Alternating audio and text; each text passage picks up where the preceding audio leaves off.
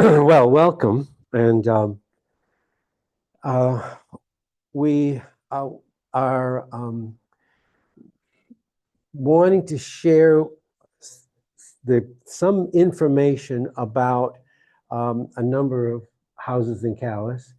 Calais uh, has quite an assortment of varied architectural styles, and of course, it's lost some. What you'll see tonight are uh, examples of various types of architectural styles. You'll see some houses that you may recognize.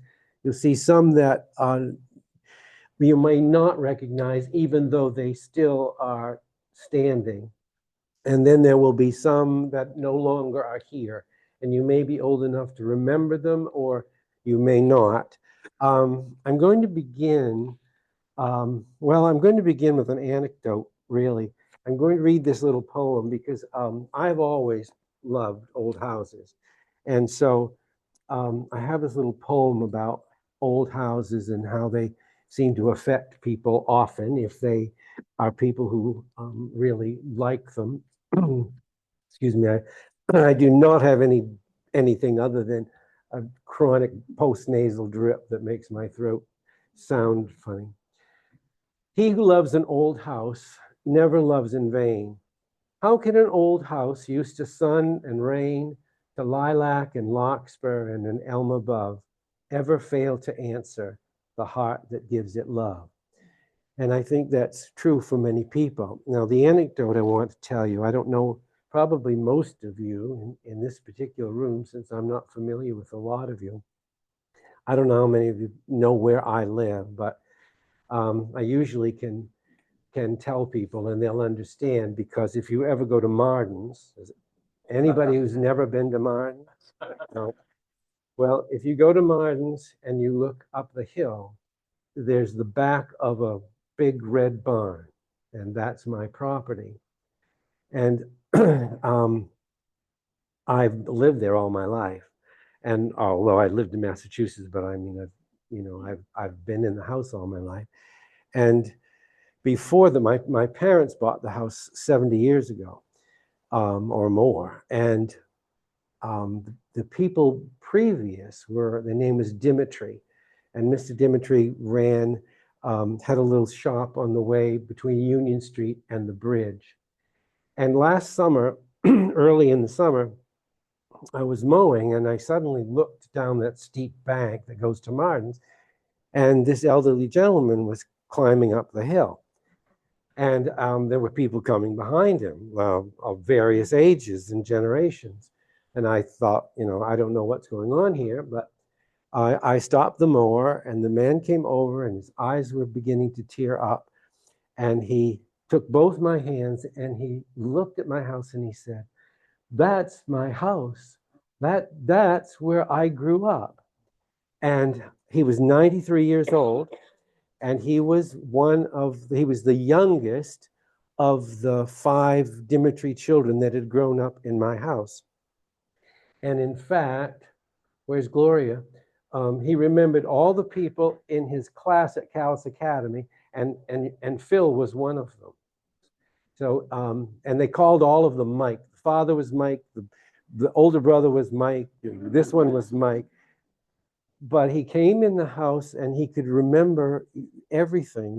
He could tell stories. His father had come from Albania and gone by foot to Belgium and gotten a boat from there and come to Calais. And he looked in the closet, big closet in the hall, and he said, my father kept a safe in here for the store, and my mother kept 5-pound box of Ganong's chocolates on top. And we could have one every day.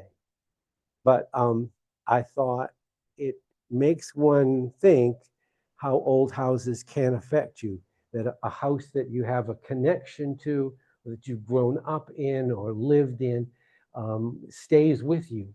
And so it really was a rather heartwarming experience. But now, in this book, and this is a book that was written a number of years ago about the Jewish communities in Maine, in Bangor, and in Bar Harbor and in Calais.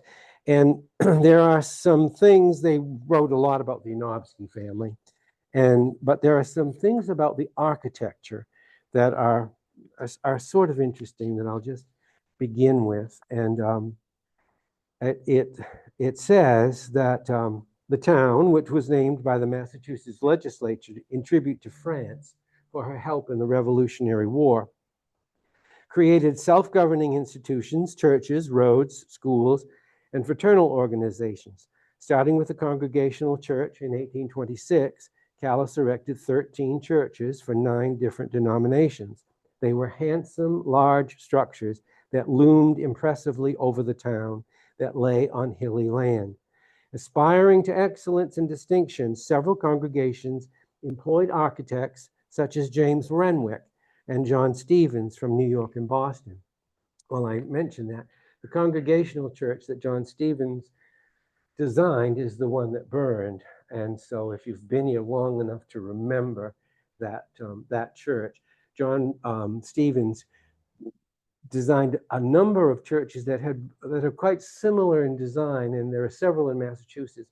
One is in Andover, one's in North Andover, one's in Woburn, there's one in Sanford. And the Episcopal Church, St. Anne's, is the James Renwick Church, and probably most people are aware of that. James Renwick is the architect who designed the castle at the Smithsonian and the St. Patrick's Cathedral in New York City. But he also did that Gothic revival of St. Anne's. So it seems that in the 1850s and beyond, for 50 or 60 years, Calais had a standing that was different than now. They were more sophisticated buildings that probably wouldn't be built now. And this one sentence has always struck with me about the shrinking of the city over time as the sources of income began to dwindle. And it says, the city slowly shrank within its handsome 19th century architectural frame. And when I was growing up in the 50s, we still had much more of that handsome 19th century architectural frame than we do at the moment. Now, also in this, I didn't read it, and I'm not going to read any more of it, but one of the things that they mention is the architect Asher Basford. So you may be familiar with Asher Basford. Asher Basford was a local architect. He designed the Calais Academy. He designed some houses in St. Stephen. He designed this house. And he's designed a few others that are gone, but he was sort of the preeminent local architect. And the only building that he built but did not design is this one here. And this is what, these are the gingerbreads. And they've always been real landmarks in the city. And they're actually wonderful, wonderful examples of wooden Gothic architecture. Now, one of them is Lorraine's. And the Alexander Gilmore House is probably one of the most important houses that have ever been built in Calais. And it's the only house that was originally built with the kitchen and the servants' quarters in the cellar. So they were below stairs. And there was no kitchen on the first floor. And I don't have an interior picture, but I wish I'll try to describe this 3-part window is ruby glass and also frosted glass. It's beautiful, but this hallway that it is in is a square hallway, and the stairs come up right in the middle, and you can walk around all 4 sides of it. But there are arches, sort of mahogany arches that are Gothic that arch up. They go straight to the ceiling and down to the banister all the way around all four sides. And there's really nothing like it anywhere in town. It's the only house that was ever built that way. There are 4 fireplaces, and unfortunately, at the moment, it is not in very good repair. And there are large finials, which you can't really see, but this one, the finial has disappeared, and the structure from which it rises is rotting. And so I think there's really a danger of it being lost. Now, as I said, Asher Bashford was the builder for this house, but the architect was Matthew Steed. And Matthew Steed is a New Brunswick architect. And he built some houses around Fredericton. He also built a lot of commercial buildings in St. John. This house was built just about 1850. And it is the only Matthew Steed building outside of New Brunswick. So it is of importance. The other 2 are the Washburn houses. They were built by 2 brothers around 1854. This house, which if you've been here for a while, you might think of as the Truigy house. It's the one in the middle between the Gilmore house, which we often call the Jewett house because the Jewetts lived there for many years, and this house where Lorraine lives. This one was built by George Washburn. I don't know a great deal about him. I know that the 2 houses were built by the 2 brothers, but George Washburn didn't stay there that long, and he went to St. John. I don't know anything else really about it. Do you, Lorraine? No. And then this house, which is the Mitchell house now, has been for a very long time. This is the Charles Washburn house. Charles Washburn had twins, Kate and Carolyn, that they called Carrie.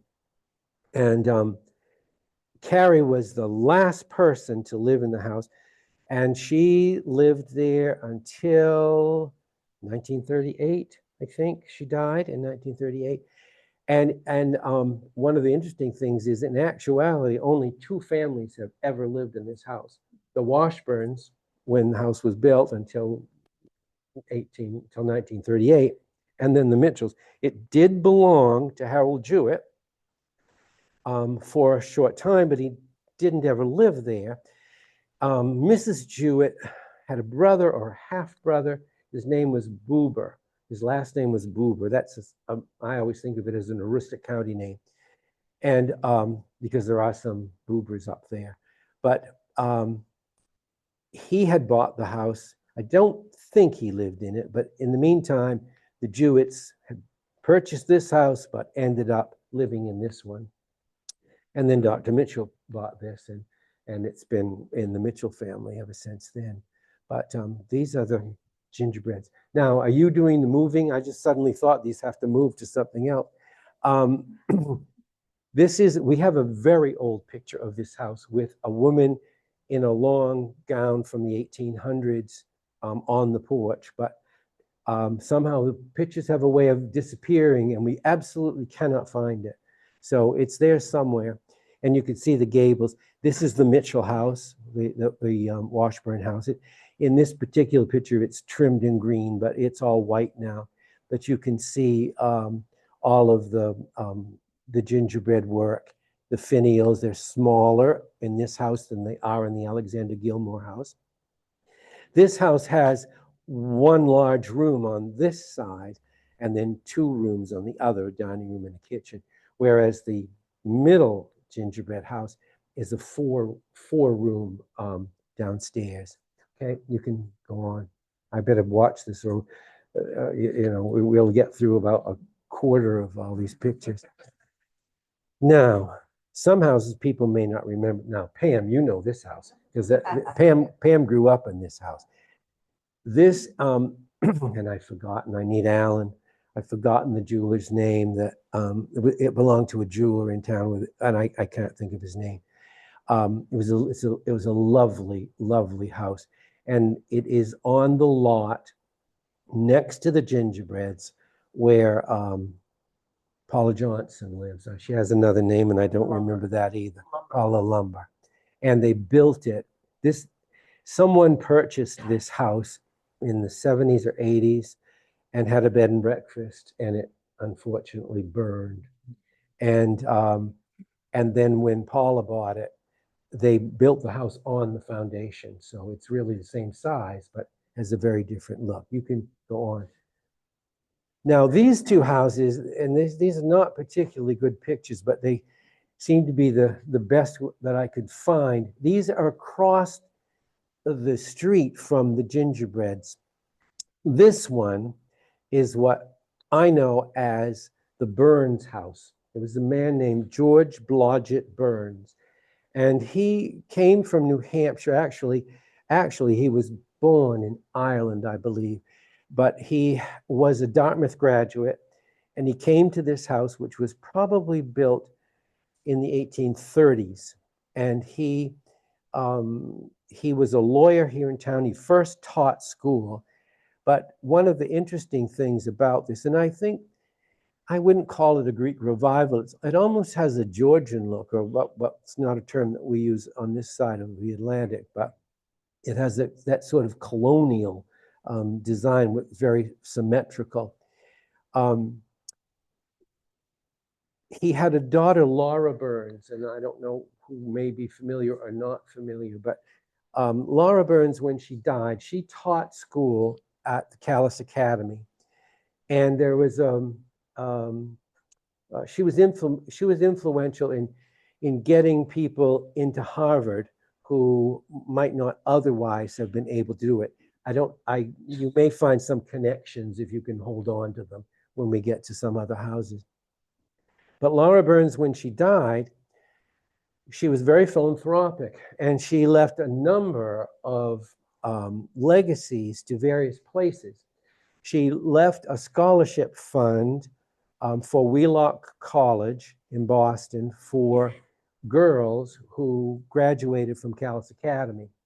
And she left a scholarship, which at the time was $2,000, for boys who graduated from Calais Academy who went to Dartmouth.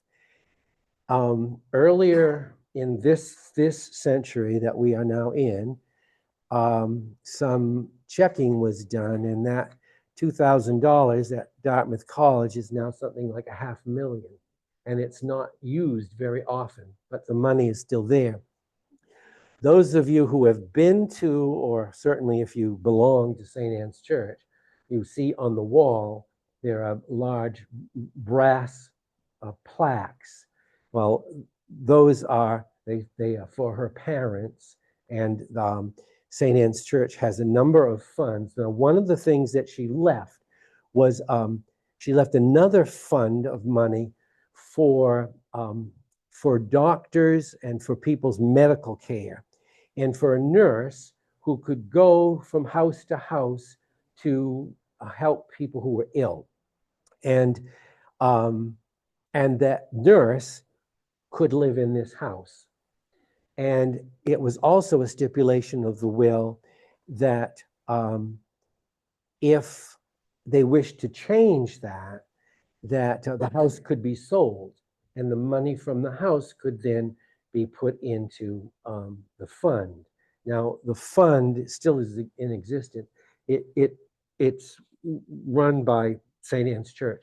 It was left there, and people still use it. You know,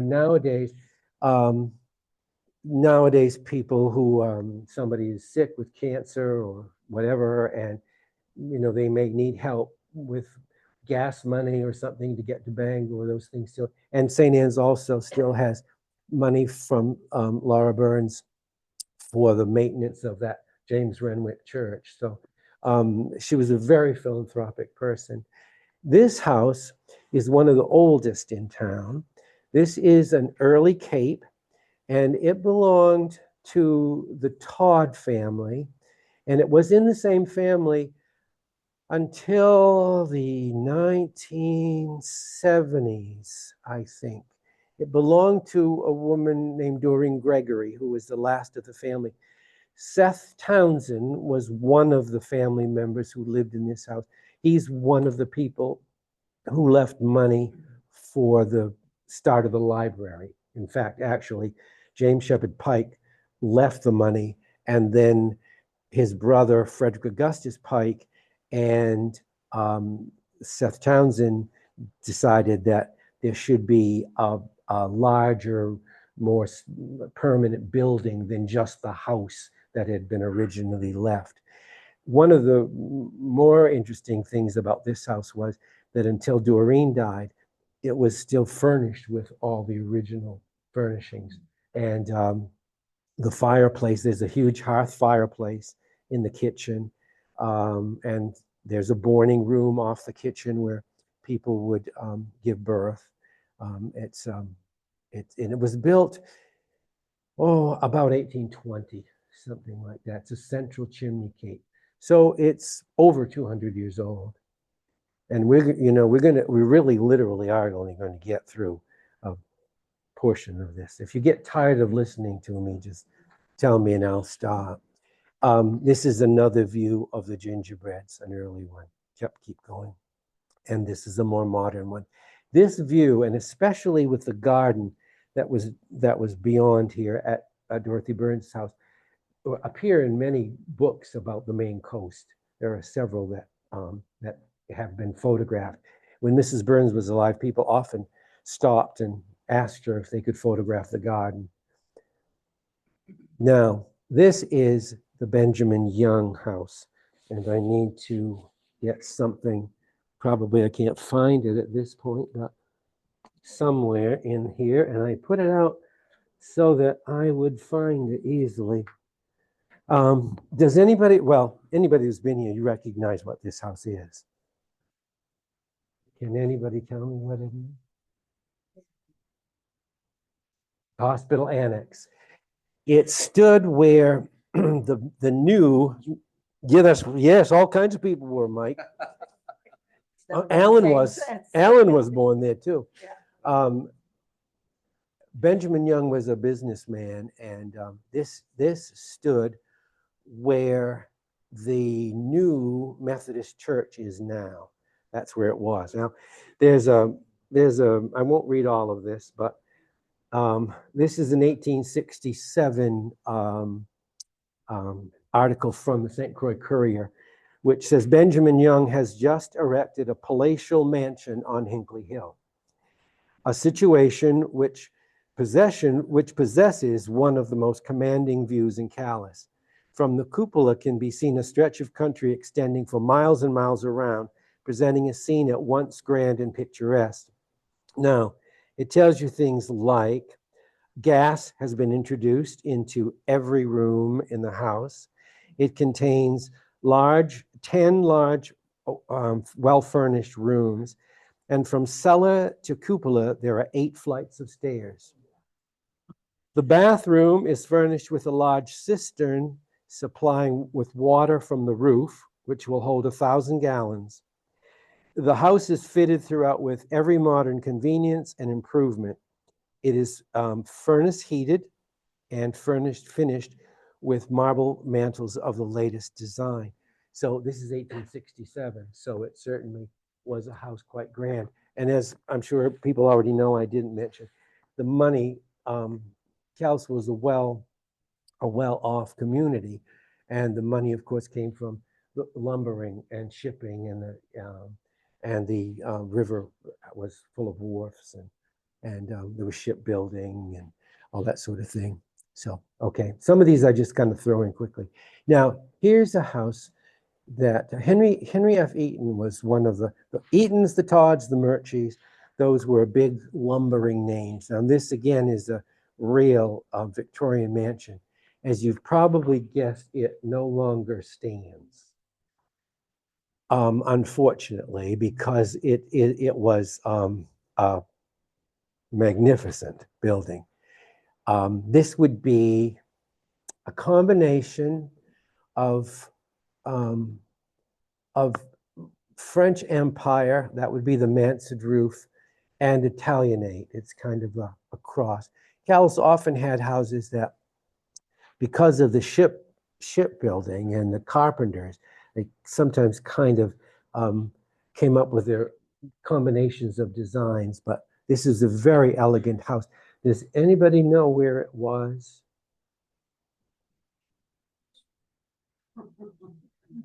Do you know, Kenny? Yeah. It's where the International Motel is. That is right. It's where the International Motel is. I believe it was torn down in my lifetime, but I don't remember. I would have been too small, and I don't remember it. You can, and here's another view of it coming from the main street. You have to try to envision. Once I did one of these slideshows that was just the houses on the main street from Calais Avenue up to the top of the hill and back down again. But I remember a friend of mine who was elderly, I mean, it'd be about 115 now, who came from Campobello, and he, of course, would have come at the time when all of these houses on the main street were intact. And everywhere that you see something that is not residential, there was a grand house. And he would say that coming to Calais, was like something absolutely spectacular, because the houses and the churches, as you drove down Main Street, were really splendid. So I just thought I'd throw that one in. Now, here's another house, and this is still standing, and I've only put this in to see if anybody recognizes it. What often happens with these houses, things are altered and things are removed, and of course there's no barn. But other than that, if you know where it is, you will see that the windows, the structure of the house is the same. Does it look familiar to anybody? Yes, absolutely. Yep, it is. It's the house that David Fletcher had, and that now belongs to young, I say young, is he really young? Young Arnold Clark. Younger, yeah, yeah. That is the house. And if you look, of course, I've forgotten what's been built on the side where this porch is, but if you look, you'll see, these windows, they maybe have changed the glass, but the shape of it's the same. So it's easy to, yep, okay. Yes. That is on Main Street. Now let me think. Do you know where the Methodist church is? Up on the top of Hinckley Hill, going down river. It's the very next house. The very next house. Yeah. And it does. That's right. In the front, that's right. There are a lot of trees in the front, so the view's not as open as it is. Now, this is a house that, unless you've been here for a while, you won't recognize, but it no longer exists either. Now, Gail, I'm sure you know where it is. Does anybody else think they? Yes. House for Dollar Tree. Yes. It's not it's not exactly on the Dollar Tree lot, but it's right on that corner. That's right. And this is the Mason house. Actually, this house belonged to a man named Seth W. Smith. And there were 3 generations of his family who lived in this house. Seth W. Smith was a lawyer and he was the Indian agent at the time. His daughter, one daughter, Charlotte Smith, married when a young doctor came to town, and all the young women were trying to get him hooked. Charlotte Mason managed to do it. And then there were, she had several children, and the last person to live in this house was Whitney Mason, her son. Those of us who grew up knowing this house always remember the deer, and I think there was a dog that was lying down as well. And there was a lilac hedge around it, and they used to call it Lilac Hedge. Now, and this is a very old, early, probably 1820 again, with a massive central chimney. It really stood just about where you drive into Martin's off of the main street. It was just about there. Now, the next one, I want you to note, see, this is the same house, and this is how it looked originally. So this would be actually, this little building is his law office. And that would be, the Yanofskys are the Yanofskys did a lot of wonderful things for the commerce, and they brought lots of building stores and so, but they also did a lot of destruction to the fabric of the architectural fabric of the town. So the property extended much further up the street, and that's where the old A&P, which is now empty, and it was label shopper, all that was part of this property. And then the property went all the way up to the back of my property on High Street. So that the reason that parking lot is there, when I was a boy, there was no parking lot. It was an elm forest. We could walk down through the woods and come out at the main street. But the reason that parking lot is there is the Yanofskys purchased a big chunk of this land, and it ended up leaving this house sitting up on a bluff with nothing on two sides of it. Yep, you can keep going. Oh, I do have to tell you something else. So this is the Mason family. This would be Dr. Mason and three of the boys, and that's inside the house. You can see the delicate mantles. They're very much like the homestead. But I also wanted to tell you that Seth W. Smith's father was a man named Noah Smith. He did not live in this house, but he was a member of the United States Senate, and he was Abraham Lincoln's, at the time of Abraham Lincoln, he was the secretary of the Senate. And there was a sort of a legend that that he petitioned Lincoln to stop an execution, but we've never been able to find proof of that. But he also, Noah Smith, also had a son, Robert. Robert would be a brother to these boys, the mother. One of these boys is probably Whit Mason, but I can't tell you which one. Robert Smith was rather notorious, and he was married to, well, actually, his mother was a woman named Hannah Wheaton, and Wheaton College was founded by her family. And Robert married a woman from Calais, but then he really notoriously carried on with prostitutes, and there was all sorts of things. And it was really, he was really a black sheep. His daughter was Kate Douglas Wiggin, who wrote Rebecca of Sunnybrook Farm and things of that sort. So that's all the same family from this house. Okay, you can keep going. This is Dr. Mason, and this is Charlotte Augusta Smith Mason, and this is in the front of the house. Yep. This is Dr. Smith and one of the sons, Dr. Mason and one of the sons, again in that same room, I think. Yep, keep going. This is Charlotte as an older woman, and you can see that the woodwork is very early and delicate. It was a wonderful house. It was a wonderful house. It's sad that it's lost. Yep, keep going. There's another room in the house. We just happen to have we don't have a lot of pictures of old houses, inside old houses, but we have a number of them from the Mason house. Yep, you can keep going. Yep. Yep, that's the bedroom. That's one of the bedrooms. And this is her obituary. She was also involved, she was quite active, and she was involved in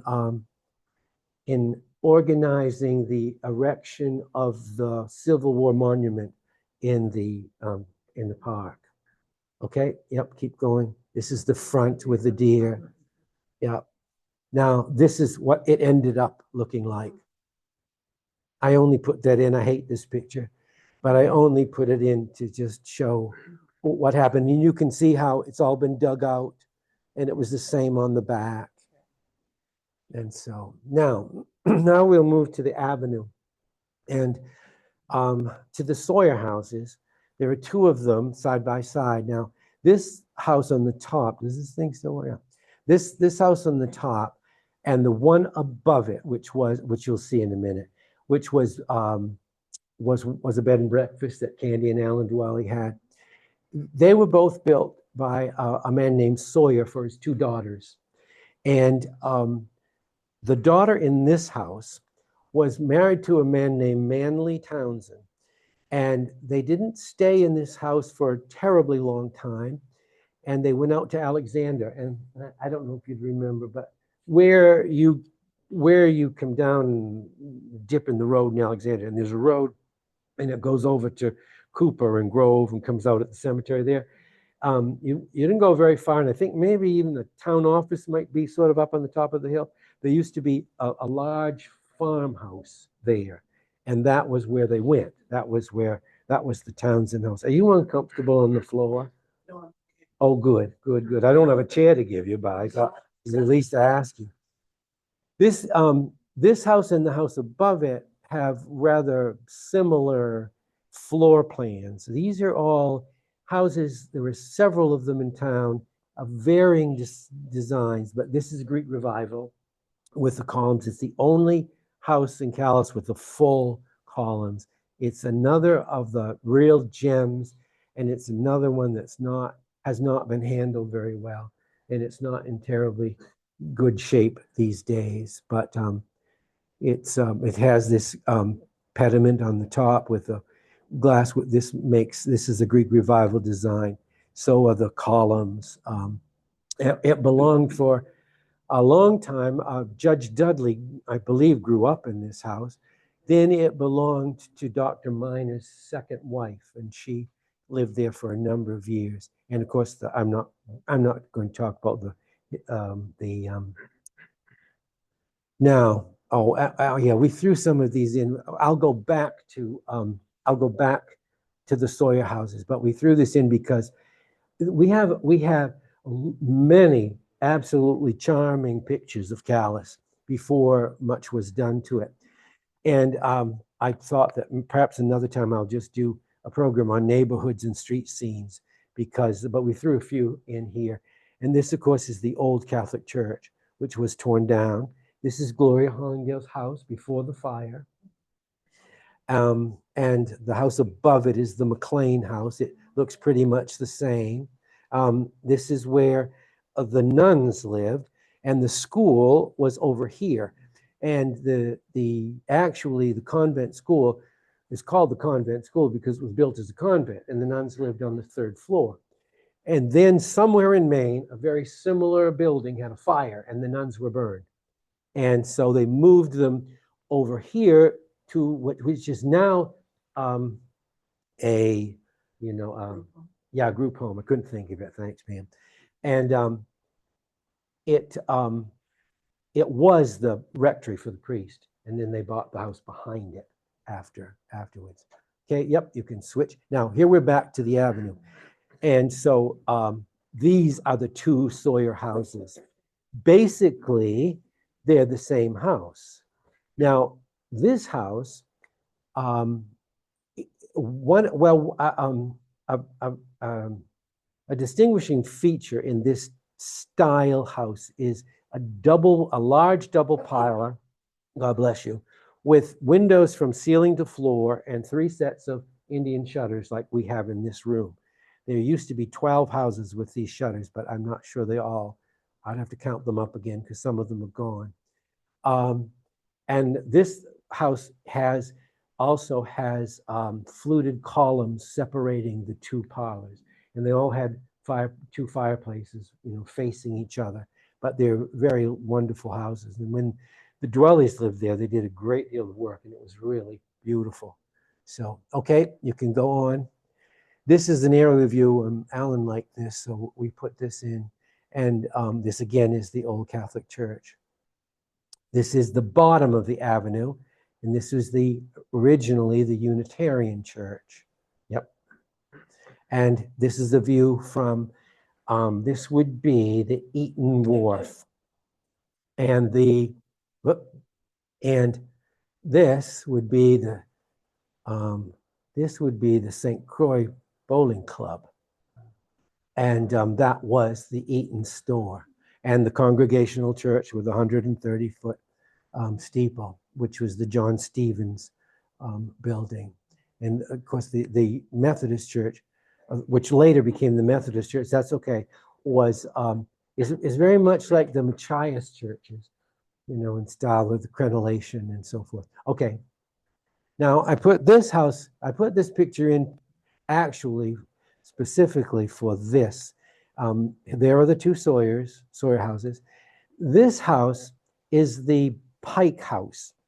It's a double house, was a double house, and I'm sure anybody as old as I am remembers it, on the avenue. But it originally stood where the library is now. And it was moved here when Seth Townsend from Little Cape up on Hinkley Hill and Frederick Augustus Pike decided that there should be a more substantial edifice for the library. So they moved the house here.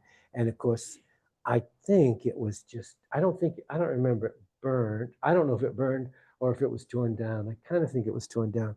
But it's in that vacant lot, below the Sawyer house. This is the Catholic school. And if you look up here, you see what was the original grade school before the brick one that is now apartments. And this third floor is where the nuns, that was the convent. And then they had rooms down here that they would use also. And you can see familiar things. Janet and Jack, that's your house. And so it's still right there. This is the house that Eddie Lehman lived in, the Trimble house, the Johnson's, am I right? Gene Johnson, yeah, the Jewish door people. Rutherfords. Yeah, I knew it didn't sound right in my head. Okay. Now, this picture I threw in just to see the house is still standing, but much has been removed, so it doesn't look quite the same. But is it recognizable to anybody? I shouldn't be I don't mean to quiz you. People hate it when you say, "Can you tell me what that says?" No, it is Louis Bernardini's. But you see, all this is stripped away. There's no porch. There's none of that. That roof line has been changed, but the bay window's still there. The barn was there until a few years ago, 2 or 3 years ago. So, yep. That's on Calais Avenue. When we just were looking at the picture of the convent, it would be the second house up. Can you go back to the convent? Yep. Okay, it would be right here. This is Washington Street. This is Calais Avenue. This house is still there. This house is still there. This house is still there. Yep. Okay. Yep. You can go on. Now, this one, I'm quite certain I'm correct, but I am not 100%. But what I truly believe this is what was the Catholic rectory on Washington Street before they raised it to 2 stories. And so it was a cape to start with. And this window is still there. And this would be the Robb house. And I think that's correct. But So that's Summer Street. This is Spring Street. This is Spring Street. Okay. This is Washington Street. Okay. Yeah. And the Catholic Church would have been right over here. Okay. The old one. The old one. Now, okay, this must be where we are. This is also an Asher Bassford house. This is called Thorncroft, and there will be some other views of it. This was a very grand mansion, It stood on Main Street where the Calais Motor Inn is now. And it, in the end, well, not in the very end, but after, it belonged to Frederick Augustus Pike. And I'll talk to you more about him in just a minute. But it belonged to Frederick Augustus Pike, and they moved here from across the street. So we'll connect the houses in a second. But I think it was a 14-room mansion. In the end, it belonged to a family that used it as a hotel. And then it burned before I was born. So I think it burned in 1948, in February. Muscle relaxers? But there's more about this. The muscle Pike. relaxers? This belonged to Frederick Augustus Pike. On the shelf, right up there by the sugar Augustus bowl, where Pike's David father from it. was the man who, oh no, his brother was the man who had that house on the avenue that was moved from where the library was. And Frederick Augustus Pike was the Speaker of the House in Maine, and he was a member of Congress as well. His wife was a woman named Mary Hayden Green Pike, and she was a nationally known author at the turn of the century, and we'll talk more about it in a minute. I don't know what comes next, to tell you the truth. No, that shouldn't be there, so keep going. And that shouldn't be there either.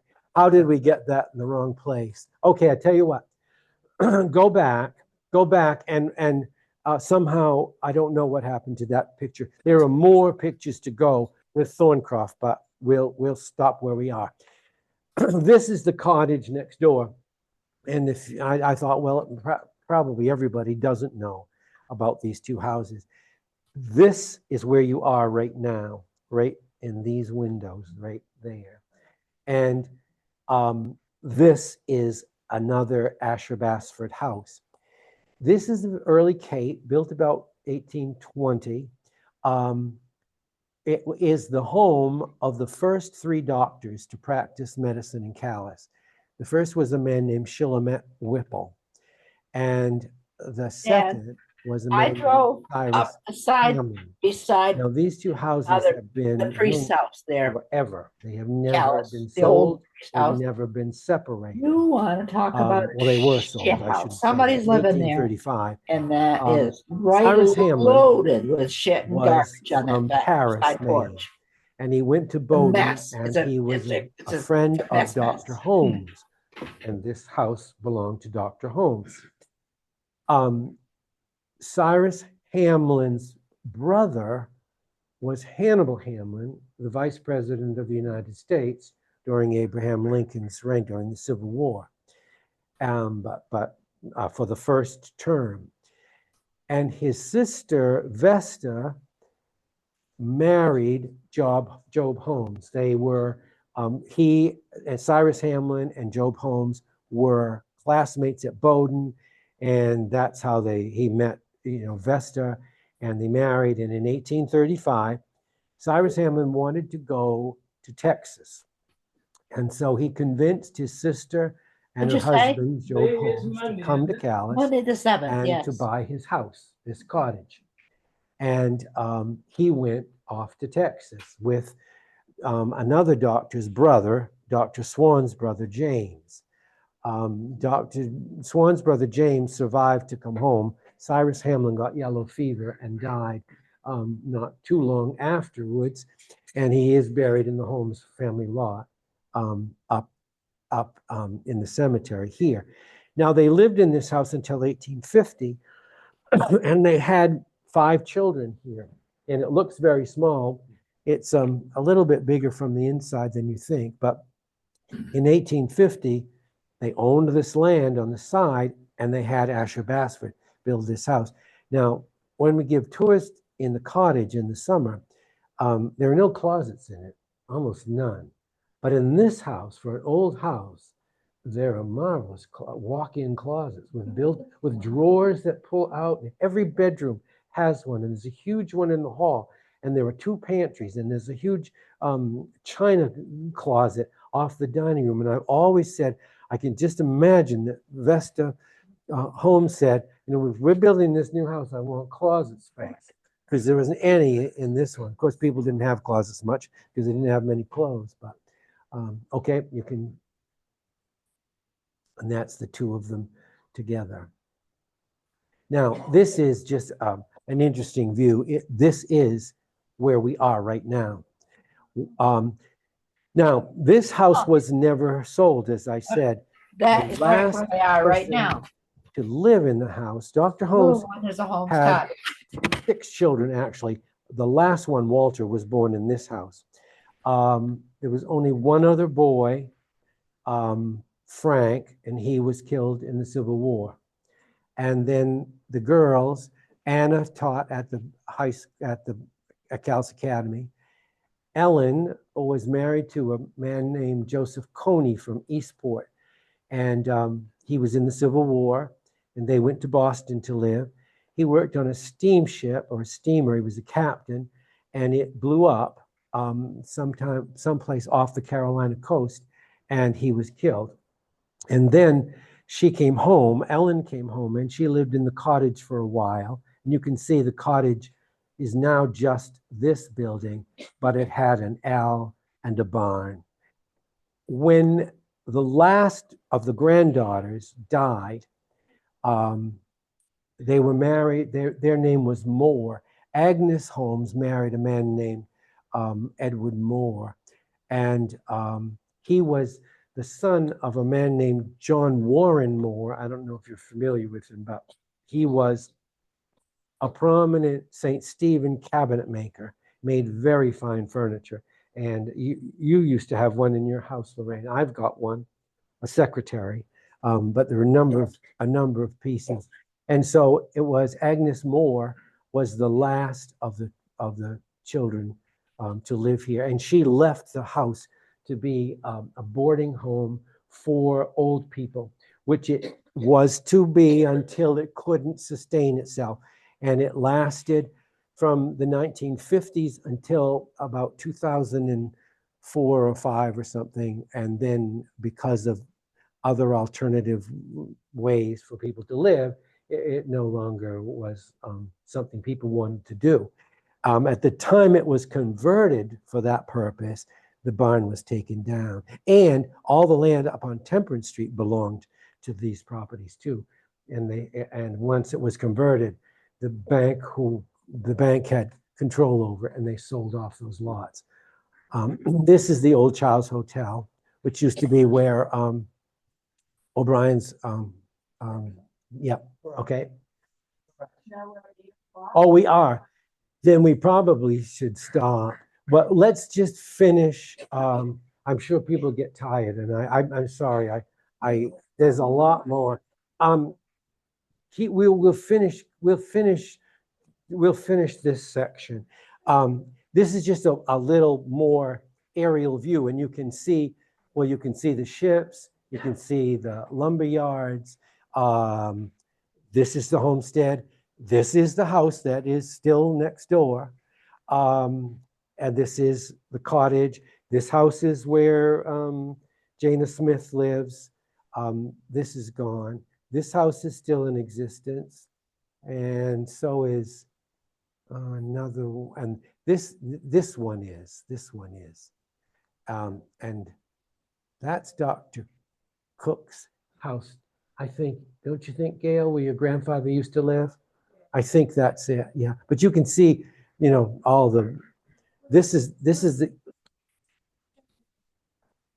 I don't know for certain, I don't know. But there was, the riverfront was, you know, filled with all sorts of industry. Okay, keep going. I don't know where this stopped. This is another view which we threw in because it's an interesting view and shows a ship. There were shipyards all along the river, and these are inside the house. You have to just go through them. We're not sure who this is. There was maybe Cousin Augustus who lived here for a long time. Like this table is that table right there in the corner. And this fireplace is in the other room on the other side. Yeah. Oh, did we put that in twice? No. Now this is always sort of a charming view. This is somebody, we don't know who, coming off the stagecoach into this house. It's one of the pictures that belongs to the house.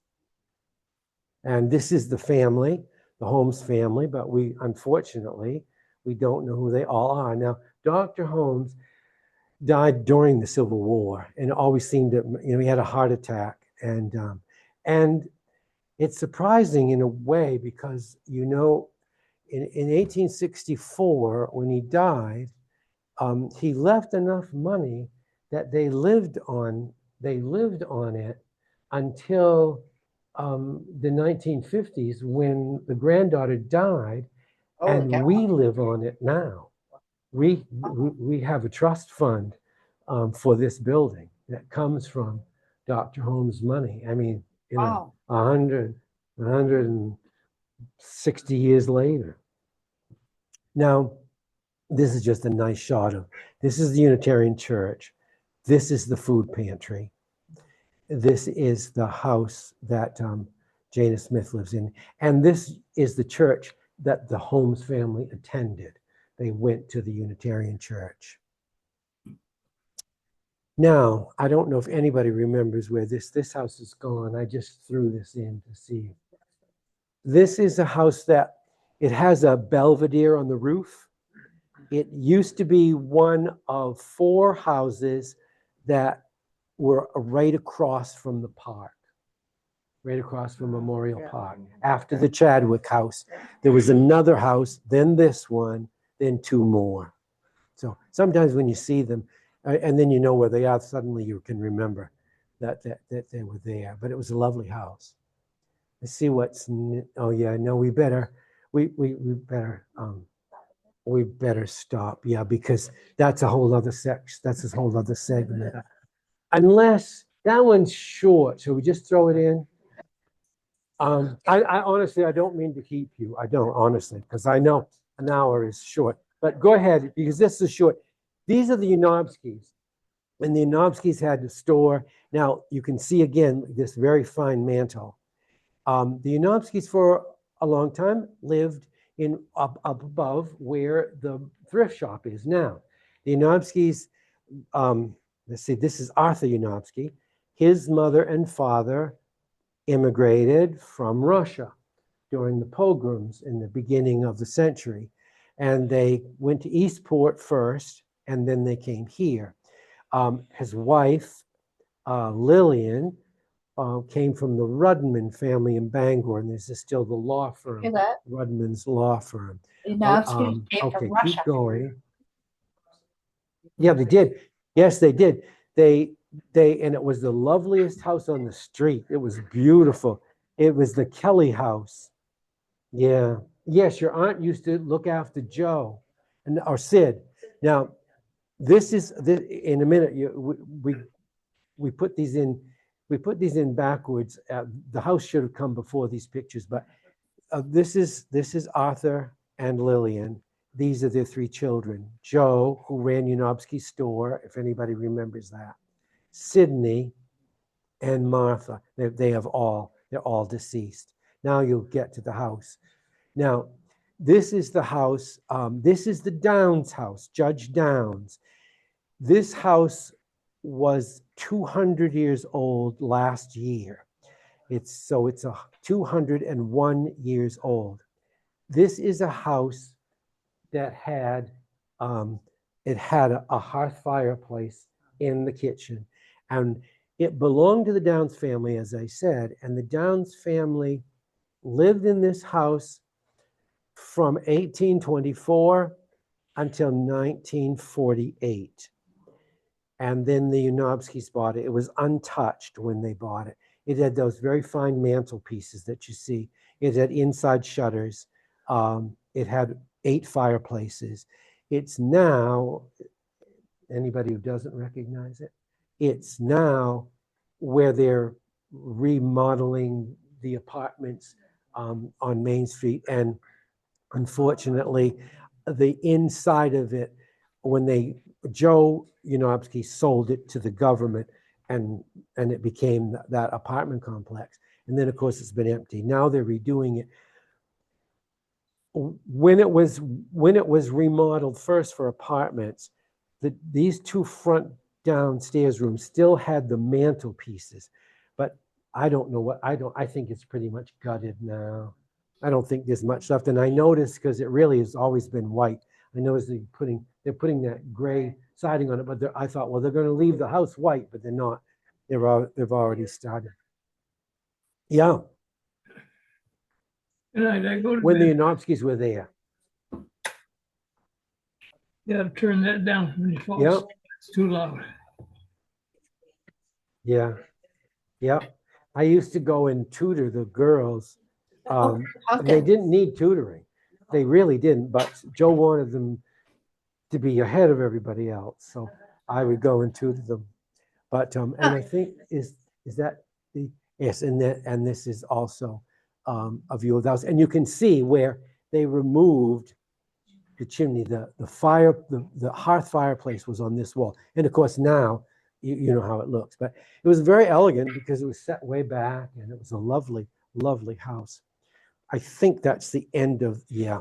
Well, we can throw, we'll only throw this one in because it's a house by itself. And this house is still standing. You see how it's a charming house. I don't think you'll recognize it because there's nothing charming about it anymore. Hi, baby. This house is H&R Block on the corner of North Street. Yeah, you know what I mean? It's the old Fenderson, Anna Fenderson lived there.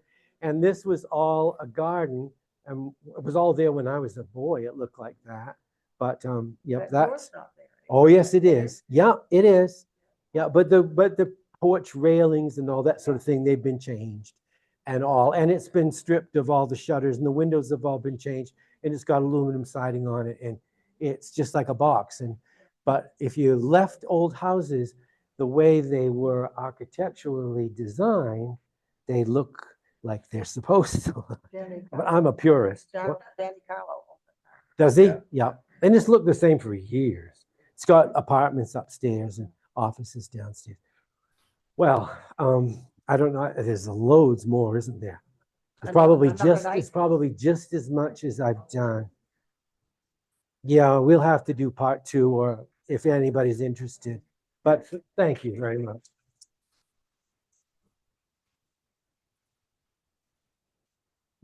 Is it getting hot in here or is it me? I think Ellen must have turned that heat up. Oh, yeah. You did great.